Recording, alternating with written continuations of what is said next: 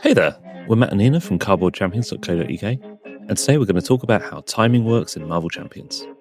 The way we're going to do this is by walking through a complicated villain attack step by step and break down the different timing keywords as we go. So let's set the scene. We're up against Ultron. We've got 3 drones in play and we're in stage 2. Things are really heating up for our hero Spider-Man, who's playing a slightly weird protection deck.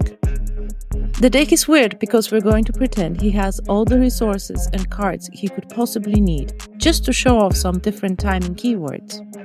So let's get started with the villain phase. The first thing we're going to do is put some thread on the main scheme. Because we're not focusing on this bit, we'll just let that go through. So the next thing that happens is the villain activates, and because Spider-Man is in hero form, it's an attack, and we've got our first timing keyword to go through, interrupt. Interrupt means that when the triggering condition happens, before any of that condition resolves, we first resolve the interrupt ability, and we can only do that same interrupt once per triggering condition. Ultron's ability is a forced interrupt, and Spider-Man's ability is an interrupt. This means that Ultron gets to go first, because forced interrupts have priority. The top card of our hero deck goes into play, face down as a drone minion. And then, until the end of this attack, Ultron gets extra attack for each drone in play, which is now 4. That takes him up to 6 attack before we've even gotten to boost cards. But now it's time for our hero to interrupt. Spider-Man's spidey senses tingle when the villain initiates an attack against him, and he gets to draw a card. This is why we can only trigger the same interrupt once, because otherwise we could draw our entire deck off this one trigger. The card we just drew is Powerful Punch, and we're going to immediately play it, because we can do that. The window for interrupting the original attack isn't done yet because we've not moved on to the next step of our attack, so we punch the robot for 4 damage. Now it's time to trigger our first response, Flow Like Water. Responses can be played only after the triggering condition has happened. Flow Like Water has the triggering condition after you play a defense card, so because Powerful Punch is a defense card, we can respond to playing it by triggering Flow Like Water's ability. So we resolve Powerful Punch first, did the damage, and then Flow Like Water does another point of damage in response to playing the card. Let's recap quickly just to make sure that we've got the basics down, then continue the attack. An interrupt always resolves before whatever triggered it. A response always resolves after whatever triggered it. If an interrupt or response is forced, then it resolves before all other responses. And if you have multiple triggers with the same timing, you get to decide the order that you resolve each effect in, resolving each in full before moving on. Let's get back to Spider-Man and Ultron. We've initiated an attack, so the next thing we do is declare if someone is defending.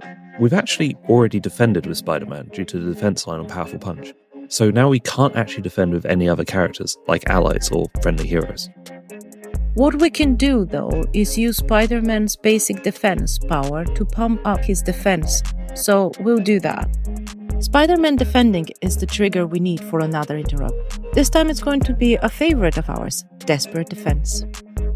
We're going to pay for Desperate Defense in order to play it, and in doing so we're going to use a special resource, Defensive Energy. Hold up, did you just interrupt an interrupt? Yep, so as long as the condition's met, it doesn't really matter what we're interrupting.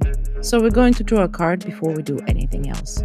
Then we resolve Desperate Defense and add 2 to Spider-Man's defense. In response, Flow Like Water does another point of damage because we played another defense card. And then Spider-Man's basic defense power finally goes off, which will protect us from 5 damage for this attack. If you're done, then we'll move on. For now, sure. Ominous, okay. Regardless, we'll move on with our attack, dealing Ultron a boost card. Do we have any more responses? Not yet. Okay, sure. So we'll flip it, and it's 3 boost icons. So Objection! I think interrupt? Yeah, that. As we flip the boost cards, we're now going to play Preemptive Strike. Those 3 boost icons, they're gone. Ultron takes 3 damage instead. Oh, and that's a defense card. Flow Like Water does another point of damage. Let's keep it going. Ultron's attack now resolves, and it's coming in for 6, and our defense is 5, so as it stands right now, we're going to take a point of damage. When we take that damage, though, it's time to reveal another upgrade that we've definitely had in play this entire time. It's an energy barrier. That interrupts us taking the damage, so we never actually take it. Our damage is reduced to 0.